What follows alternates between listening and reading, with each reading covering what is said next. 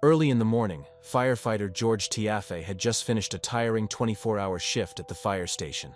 Exhausted but looking forward to spending time with his daughter, he drove to his grandmother's house to pick up 8-year-old Madison.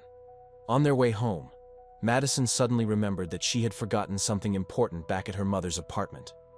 As they drew closer to the townhouse, a feeling of unease washed over him. His chest grew heavy as he stepped inside. And in that moment, his world fell apart. There, on the living room floor, lay Shauna's. Her face was barely recognizable, bruised, bloodied, and disfigured by unimaginable violence.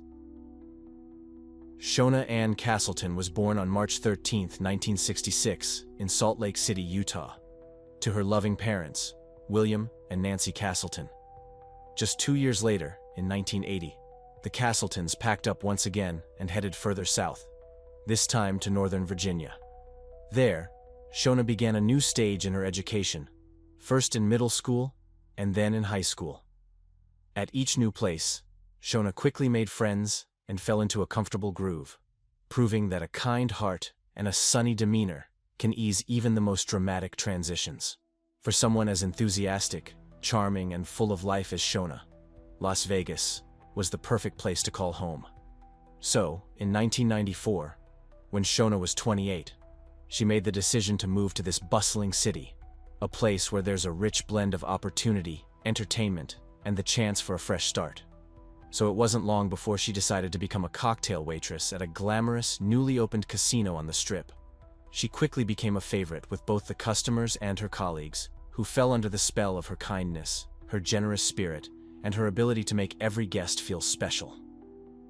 About a year after starting her new job, Shauna's path crossed with a man who seemed destined to be a permanent fixture in her life. His name was George Tiafe, a tall, strong man with a fit, athletic build, a warm and charming smile, and a calm confidence that drew Shauna toward him. George was a firefighter with the Las Vegas Fire Department, a man whose calling was to save lives and protect his community. From their very first meeting, a passionate connection blossomed between them, a bond forged by understanding, loyalty, and deep affection. Shauna fell in love with George, and to her, it truly felt as if he was the person she had been waiting for all her life. George was not just physically attractive. He was a man with a kind heart, a strong moral compass, and a generous spirit. Someone who made Shauna feel valued, supported, and appreciated. Just a year after their first meeting, Shauna and George celebrated a momentous event, the birth of their beautiful daughter, Madison. George showered his two girls with love and care, and Shauna, now a mother, glowed with happiness and a deep sense of purpose. Because both Shauna and George frequently had to work nights due to their respective schedules, Madison often stayed at her grandmother's home while her parents were busy. When Madison turned 3, in March 2006, George and Shauna decided to make their relationship official by tying the knot in a wedding ceremony filled with love, happiness, and promises for the future. The first few years after their wedding seemed picture perfect, a strong marriage forged by loyalty, understanding, passion, and shared goals. But, unfortunately, happiness is not always destined to last. The financial crisis of 2008 dealt a heavy blow to many families across the country, and George and Shauna were no exception. This dramatic change in their financial situation placed immense stress upon their marriage. George, wrestling with financial pressures and growing worries, began to withdraw, and his demeanor slowly started to transform, turning him into a person less recognizable to Shauna. Once, George crossed a boundary that Shauna could not ignore, a moment that cut deep into their marriage and their ability to trust each other. While Shauna was in the process of getting ready for work, George turned to her and called her a woman of ill repute, and he chose to do this in front of their young daughter, Madison. This moment, in which he openly disrespected her in the presence of their child, left a permanent scar on their family's happiness. In reality, George was wrestling with his own struggles, his growing financial worries, and a growing feeling of inadequacy stemming from the fact that Shauna was now the main breadwinner in their household. This reversal in roles gnawed at his confidence and made him feel less a man in his own home. For this very reason, George began to control how Shauna spent their money, much of which Shauna had earned through her own hard work and diligence. With each new month and year after the financial crisis, these problems only seemed to grow, adding further weight to their struggles.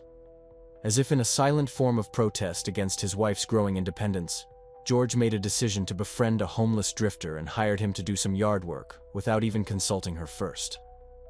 Shona was worried about their safety, especially when this unknown person was frequently on their property while George was away.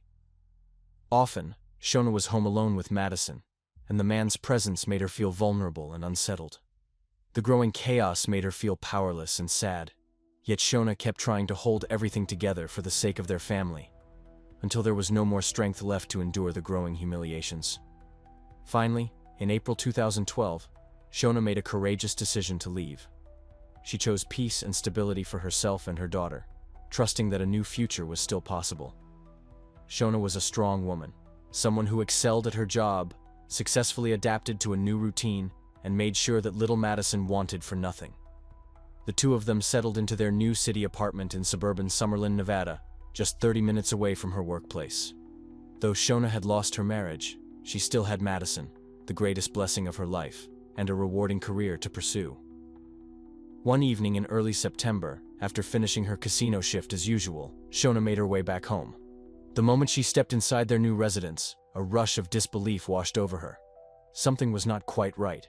It was immediately clear someone had been there in her absence. Surprisingly, it wasn't a typical burglary. None of her valuable belongings were gone, except for her wedding ring, a symbol of promises made and promises broken. Instead, the intruder had left something bizarre in its place: a pair of men's boxer shorts in a small size. At that moment, perhaps due to overwhelm, disbelief, or a lingering hope for normalcy, Shona decided to let it be. A decision that would weigh upon her mind in the months to come. Early on the morning of September 29, 2012, a dramatic chain of events began to unfold. Events that would shock a community and forever alter the lives of those involved. At approximately 3 a.m., surveillance cameras in the casino captured the moment 46-year-old Shona Toffee finished her long overnight shift and walked toward the parking lot. Shona, a devoted mother and a hard-working woman, slipped into her car and began the 30-minute drive back home to suburban Summerlin, a quiet neighborhood where many families chose to raise their children, far away from the chaos of the Las Vegas Strip. Tragically, Shona would not make it safely to her bed that night. Shortly after parking her car in the garage and making her way up toward her townhouse, something awful happened. Shona was attacked right on the stairwell outside her home. The attack was so severe that Shona fell to the floor and was left there, unable to move or call for help. It was not until nearly 6 hours later, at approximately 9 a.m., that Shona's was discovered under dramatic and heartbreaking circumstances. George Toffee, Shona's estranged husband, finished his 24-hour shift at the fire station and then went to his mother's home to pick up their 8-year-old daughter, Madison. The little girl was supposed to spend the day with her father, but just as they were preparing to leave, Madison realized that she had forgotten something at her mother's townhouse, a small but cherished item. So George decided to make a brief stop by Shona's place to retrieve it. As George turned down their street, he noticed from a distance that the garage door was not locked, which seemed unusual. Nevertheless, he and Madison entered the residence together, a moment that would forever be seared into their memories, and stumbled upon Shona's on the living room floor. In shock and disbelief, George rushed his daughter back outside to protect her from the awful scene. With shaking hands, he called 911 and relayed all the details of what he had found to the emergency dispatcher, unsure of what might come next. At that point, George and Shona had been living separately for several months due to their ongoing divorce process, and he insisted he had no knowledge of anyone who might wish to harm her. When the first paramedics arrived at the scene, it was already much too late to save Shona. According to interviews with neighbors, the attack most likely occurred sometime between 3:30 and 4 in the morning. During that window, a nearby resident said he heard a brief commotion, a few suspicious noises, but did not pay much attention, thinking it might be a domestic dispute or some kind of minor incident. Naturally, the first person who fell under suspicion was Shona's former husband, George Toffee, a man from whom Shona was currently in the process of divorcing. However, investigators soon ruled him out as a suspect when they found that George was at the fire station, surrounded by colleagues, for his 24-hour shift. A strong alibi that cleared him from any suspicion of wrongdoing. This left the case a puzzling mystery for both the police and the community. Some, especially Shona's sister Paula, remained unconvinced. In Paula's opinion, George was the only person who could possibly harm Shona, and she remained firm in her conviction, disregarding the facts that supported his alibi. Meanwhile, detectives kept all their options open and investigated other suspects. The case, which initially seemed perplexing and sad, soon began to gain momentum. Just 48 hours after Shona's death, the police received a phone call from a chance eyewitness, someone whose testimony would enable them to solve this puzzling case in record time. The caller was a man named William Penks, but many knew him simply as Big Will. William had been a fixture in Las Vegas for many years and was well known as a maintenance expert who kept numerous apartment buildings in proper condition. Shortly before this phone call, William had received an urgent call from a friend, someone eager to boast about something. A confession or a piece of information that could break the case wide open. This new lead was a turning point for the investigators, sending them down a path toward justice for Shona Toffee, and hopefully offering some peace to her family in the wake of their immense tragedy. He was happy. Happy in a way that made him look as if he had just completed some significant mission for which he would soon be rewarded with a large sum of cash. His expression was one of pure satisfaction, a feeling of accomplishment, even a rush of adrenaline. During his story, his friend, meanwhile, was laughing with unmistakable pleasure, as if he had performed a heroic deed, and this filled William, Big Will, with deep resentment and disbelief. This was not something he could celebrate or appreciate in any way. Big Will tried his best to live a righteous, upstanding life under the Lord's guidance, as he often put it. His moral compass was strong. He made it a point to aid those in need, especially people who had stumbled or gone down a difficult path, individuals who had gotten out of prison and were looking for a chance at redemption. This was precisely why the story his friend was openly bragging about struck him as reprehensible and completely unacceptable. This crossed a moral boundary that Big Will could not ignore. It went far beyond the kind of people he was normally willing to help. The following morning, after wrestling with his conscience all night, Will decided it was his civic and moral duty to come forward and report what he knew to the police. At first, his message seemed somewhat implausible to the detectives, almost a wild tale that fell outside the ordinary course of crimes. Nevertheless, the police decided to follow up and see whether there might be a kernel of truth in his words. The man Big Will was worried about was a person named Neil Stevens. Stevens lived in a small, somewhat clandestine spot at the foot of the hills, far away from the glittering city center with its hotels, restaurants, and bustling tourists. Stevens was a former inmate, someone Big Will had been trying to help him find a new path in life, a path toward honesty, stability, and peace. Because William didn't know his friend's exact address, he instead led the police to a nearby grocery store, where Stevens was frequently seen. And by pure coincidence, the detectives stumbled upon their suspect there, on the corner of a side street, quietly minding his own business. The officers proceeded to arrest Stevens due to prohibited substances found in his possession, and transported him to the police station for questioning. The homeless man insisted he hadn't done anything related to Shona Toffee's death. He repeatedly said the police had made a mess by arresting him. He was the wrong person.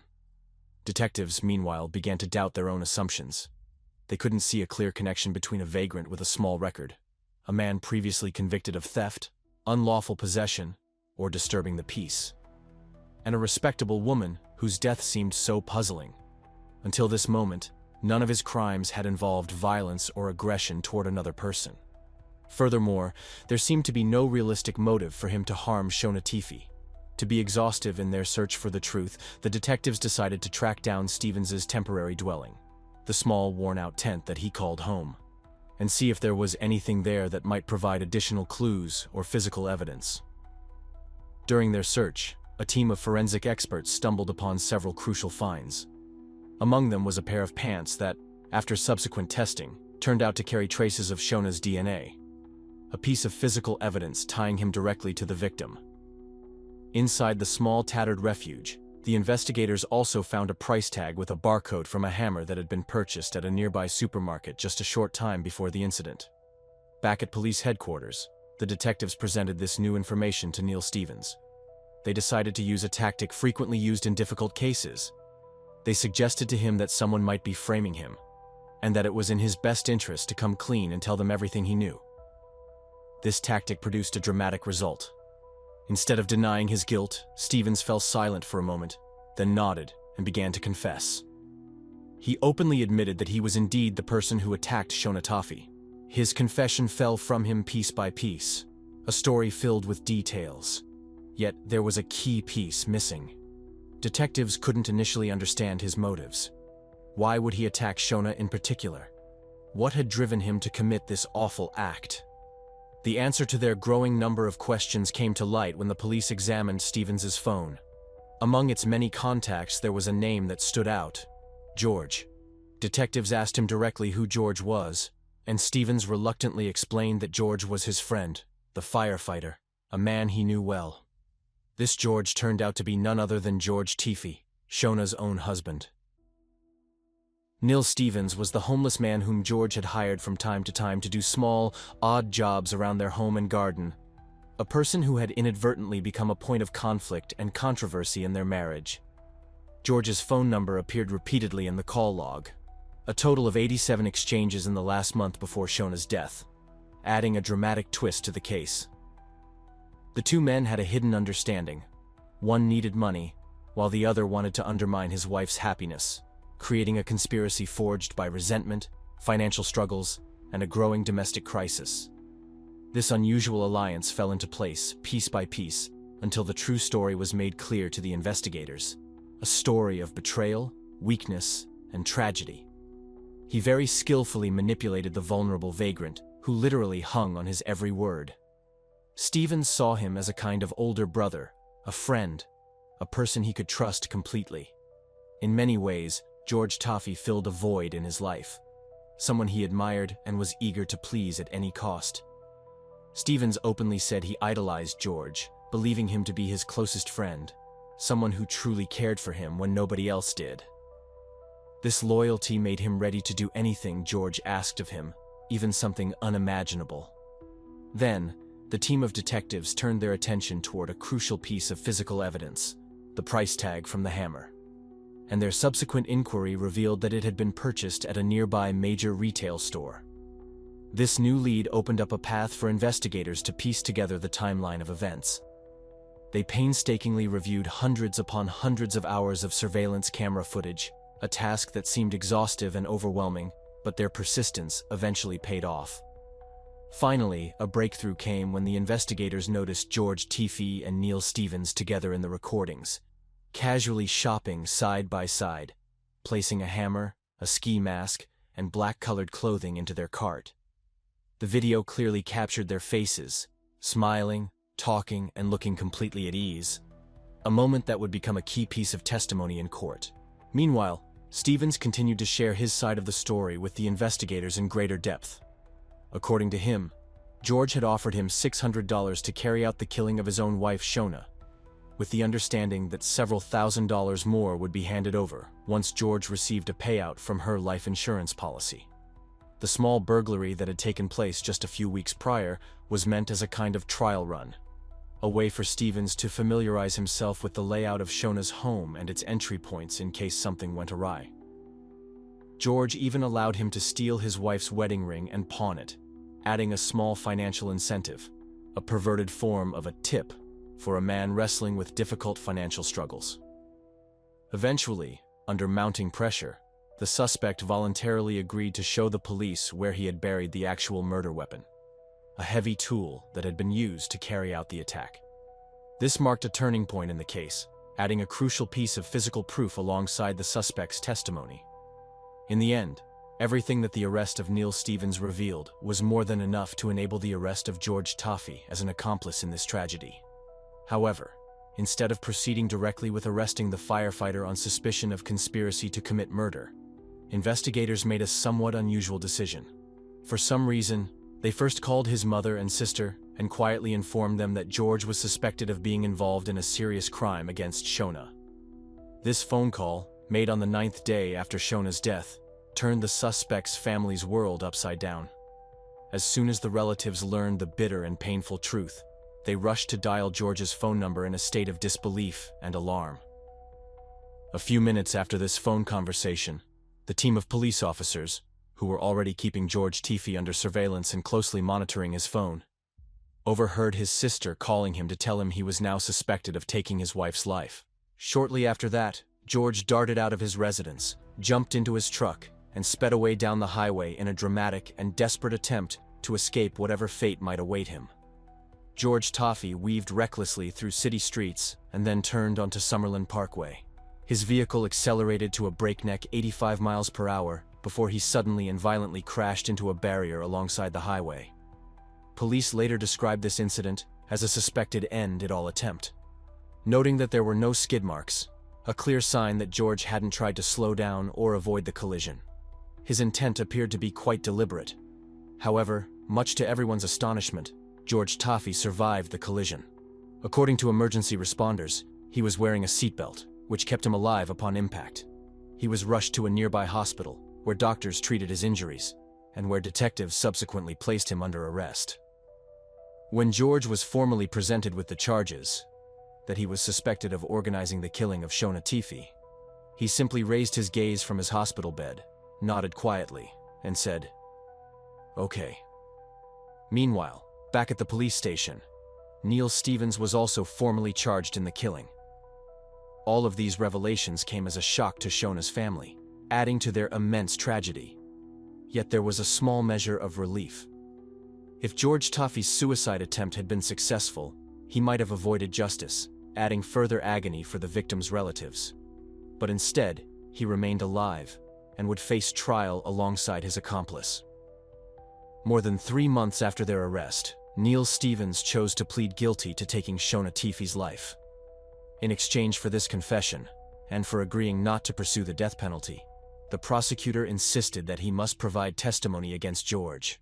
The main challenge was that Stevens was still fiercely loyal to George and seemed unsure whether he could bring himself to speak against him. Nevertheless, this person was quite vulnerable and easily influenced, which meant the lawyers were able to persuade him to become a key state's witness. Later, in August 2015, at the court hearing, Neil Stevens did everything he could to explain to the jury in vivid detail exactly what had happened, how he fell under George's influence, and how together they fell into a conspiracy that resulted in tragedy. The defense team fiercely challenged Stevens' entire account during cross-examination, putting forward every possible inconsistency and casting doubt upon his credibility as a key witness in the case.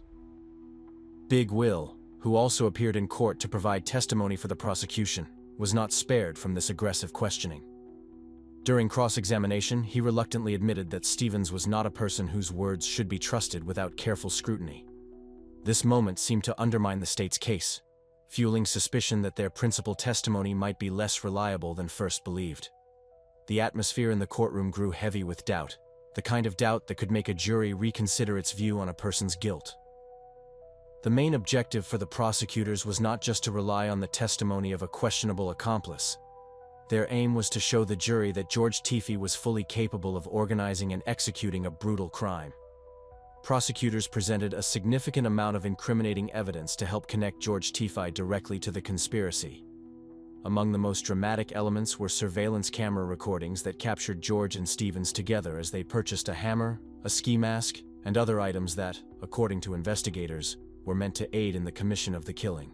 George's defense team tried their best to downplay these recordings, arguing that there was a perfectly reasonable explanation for their purchases, insisting that the two men were simply buying tools and materials for ordinary household repairs, and that there was absolutely no sinister intent behind their actions.